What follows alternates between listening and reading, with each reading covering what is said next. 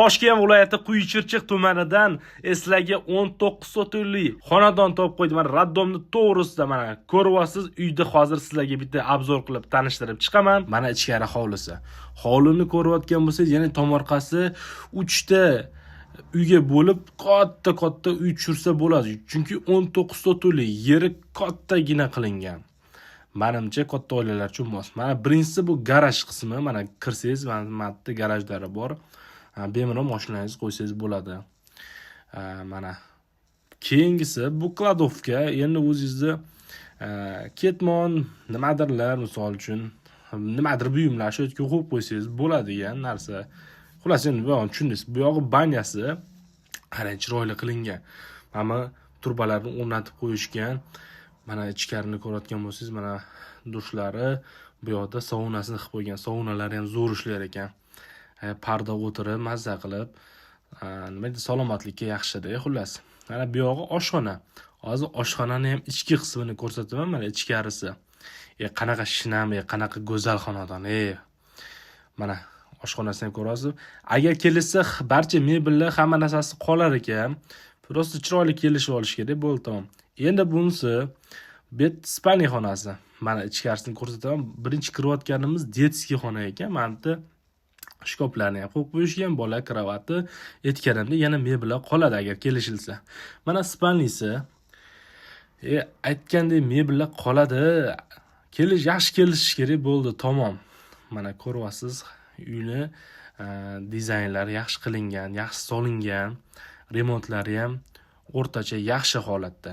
Mana navesini ham ko'rayotgan bo'lsangiz, kattagina. Mana so'rdi, mana shu tagida o'tirib, ayniqsa hozir yozgi kunida maza qilib choy ichib, oila davrasida o'tirganga nima yetsin. Tomorqa mana ko'ryapsiz, katta qo'shinlar yaxshi ekanini mana ko'rib turibsiz o'zingiz. Polni o'ralgan hamma joy. Keyin mana bu xonasi kirayotgansizda, mana bu xonadan ko'radigan bo'lsangiz, mana divani qo'yib qo'yishgan. Mana shu yerda suhbatlashib o'tirsa bo'ladi. Yonimizda yana bitta xona bor, uni hali ko'rsatmadim. Bu zali mana. Ko'rayotgan bo'lsangiz, zali ham chiroyli qilingan. Xo'la, dizaynlar o'rtacha chiroyli holatda.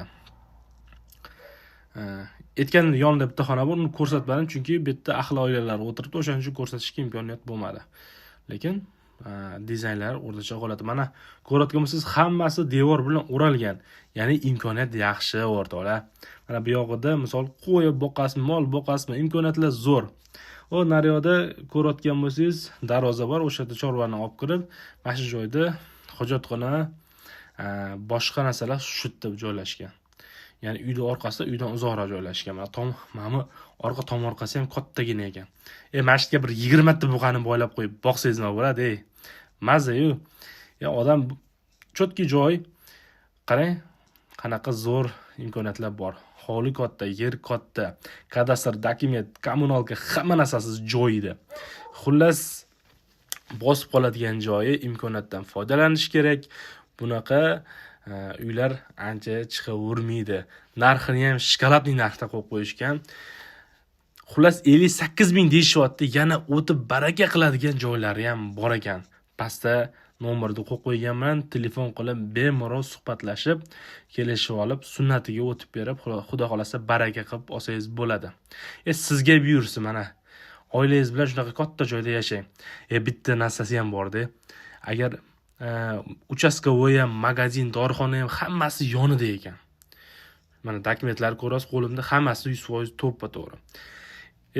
Xotiningiz misol uchun homilador bo'ladigan bo'lsa, shuna 15 qadam nariyoqda tug'ruqxona. Shuni o'tib kela qoladi. O'zi bor, tug'ib kela qoladi deydimi? Shunaqa xullas. Xullas, sizga nasib qilsin, pastda raqamlari bor. Baraka qilib oling. Sizga nasib qilsin.